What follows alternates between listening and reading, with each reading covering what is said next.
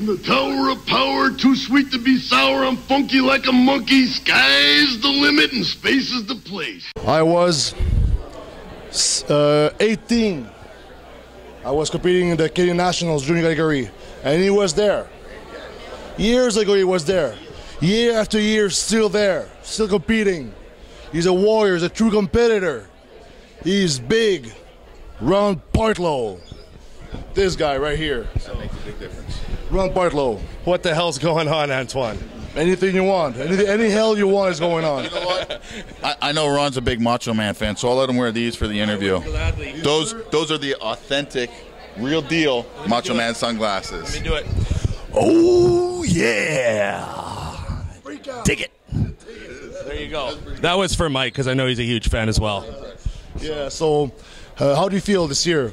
Well, I felt really damn good up until I got moved to the end in that call-out. But, you know, even though I'm competing for a pro card, I always want to act like a professional and compete like a professional. And so I just kept battling and fighting. I mean, you know how it is. I mean, you don't always get the call you want. I mean, we've all been there. We've all been standing in that line and get a move that you don't expect. And you just got to take it. I mean, there's nothing you can do. And you want to, you know, you got to remember that no matter where you wind up, all those pictures are going to hit the internet, and you want to look good in every single one of them. You want your hamstrings tight, you want your quads tight. I can relate because I placed dead last in New York, but you know what? My favorite memory is the picture of me standing beside Victor. Yeah, no. So and like I said to you, that picture of you beside Victor Martinez, you look good in it. So you could put that up on your wall when you're 50 and go, "That's me beside the best in the world," you know. Yeah. And so, you know, you want to make sure you finish what you start, and I tell everybody that. I don't want to give an inch to anybody, and I refuse. You said to me before that you made a career out of not being a pro. Well, that's kind of something Gary Bartlett said to me a couple of years ago. He said, you know... You don't want to mess it up, so this might be a godsend. You don't want to become like a small fish in a giant pond all of a sudden. You're like the still big shark in a small pond. You're doing well, collecting paychecks and stuff. Maybe that's, you know, I try to joke about it and see the light at the end of the tunnel. But I got a fantastic sponsor, Mutant, that is behind me all the way. I just got a new contract with them, and I'm extremely happy. They don't care how I place. They don't care what happens. They don't. You're a genuine guy. That's what they're invested in. Yeah. And that's. I'm really fortunate that they feel that way. So, you know, I do have to say that I did come to this show wanting very badly to be part of a club that you guys are part of. The club. I know. I know I'm invited to all the food events and the beer drinking contests, but you know, I wanted the membership card, but you know, there's lots of time left. We can write you up one when we're at the Olympia. We're going to go out and we're going to party. Okay. To be in our club, you don't need no car, you don't need no medals, no trophy. You need a big heart. Well, I got and he has a big heart. That's a real. Shut up. That's a real competitor right here. Year after year, he comes back. He never frowns upon the judges, never frowns upon the placings. Even if he gets second, like year after year, most people would just quit and be angry at the federation. He's not. He's a real competitor. Like most pros should look up to this guy to compete. I've seen pros who were pissed off backstage. I've seen all that stuff. He's not. He's the real deal. And I look up to you for that, for real. Thank you very much, Antoine. I appreciate that. And you know, I want to say that, you know, every year that I train to get better, train to improve. And all the guys that have beaten me along the way, all the seconds I have to all the great bodybuilders, I can list them: Frank McGrath, Fouad, Ben, you know, guys like that. I don't want to leave anybody out because there's been 7 of them. But sorry if I didn't forgot your name. I'm a little tired. But, you know, you guys all motivate me to get better. You know, you guys did it. I want to do it too. And, you know, it just takes more time sometimes. I mean, you know, it's what I love to do. It's what gets me out of bed in the morning, and I love to train like a fucking animal. That's what I love to do. I love to train. What do you train sometimes? I'd love to train with you, man. You know, I see a train, I'm like, I want to, you know, I could train with these guys. Let's go tear this shit up, you know? Yeah. You know, I don't have a costume for the gym, but I could come up with something. That's true. You should come train in a Speedo. I'll get a fur. I'm going to do the fur skirt. I'll do the fur barbarian skirt. Yeah. These aren't costumes. It's just what you wear normally. I know. That's what I wear normally. Oh no, I know. Yeah, that's pretty. Right? I know. Well, that's totally normal. There's not so much. I wear this You know what? You know what though? You got to give it. Mike's made a name for himself with that kilt. I mean, he's proud of his heritage. And whose idea is that?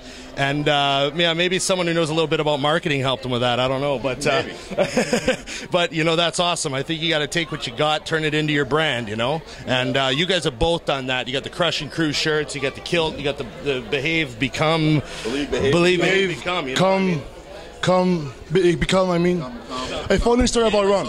Okay, funny story about Ron. I was 18 years old or 19. I was at one of my ex's sponsor booth, and I see this guy walking up to me, towering over me, wide like this, barn door back. He comes up to me over 300 pounds. I was like, oh my God, is that Ron? I was a junior back then. He was so huge, and he had no neck. Still doesn't. It was off season. I was like, hey Antoine, what's up, man? Like, this guy has no neck, and he's huge. It was crazy. I was a huge fan of you from the first time I saw you on stage with the long mullet, winning your first juniors, because I thought, this kid's kicking ass. And then, you know, as you kept winning junior titles, I thought, this kid's coming. You know, like, I'm no dummy. I see these guys coming. I see who they are. I see where the potential is. You know, like that well, no, I didn't. I never got to compete against you. Like, you know, like that HP kid in my class this year. I saw him last year. I'm no dummy. I saw him. I go, this kid's got what it takes. He's got the genetics. He's got the structure, and you know, you got to watch out for that. And I see it coming. And I've been a huge fan of you since you were a kid. You know, so competing against you is a blast. You know, losing against you wasn't so much fun, but that's how it goes. You know, I was. You know, what's funny? I was so happy I won. Then I was like, oh fuck, I remember Ron. You said that after he won. He's like, I feel bad for Ron. Well, that's, you know, I appreciate it, but you know, again, you should, yeah. Well, I know you'll get it though. Yeah. You got to take it. I would, you know, I'd feel bad for half a second too, and then I just run with the trophy. So you know, you do what you got to do. You're young. You got a heap of potential. You got a great sponsor behind you, and you got all the time in the world, man. You do what you got to do. So we're fans of each other. Yeah, no. I got a question. Masters, is it in the future?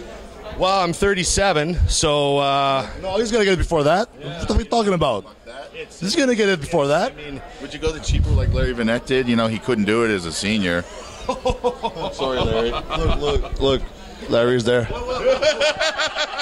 I heard my name. What's going on? I'm joking. There's just wait. I got roped into this comedy routine that I'm part of right now, and I'm just trying to survive it. it. Had to do it the cheap way. Oh. We got it on film. We got it on film. I don't lie. I will recapitulate. He said, "Who edits this? Eh? Remember who's editing this?" Oh, right. I guess I can edit it.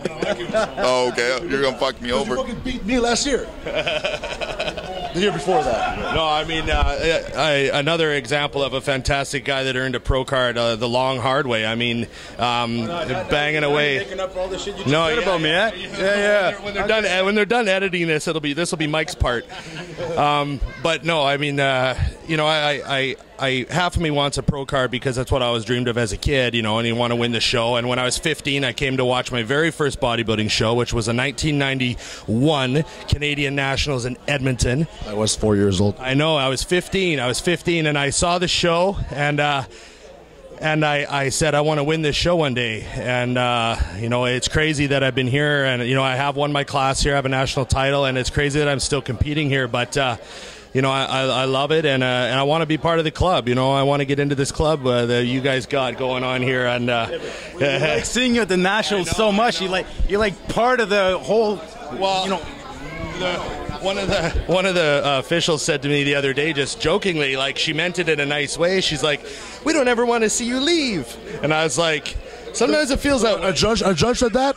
A judge said that. That kind of sucks. You're always going to be here. Nationals without Ron Partlow. No. So no, I appreciate it, but I mean, yeah, you know, I'm already in a great mood. I mean, you know, this morning was really disappointing with that move to the end, but it's done. You know, I got to put on a good show for the crowd and the fans. You want to look good in every single picture, and you want to look so good in the pictures that people think you got robbed, right?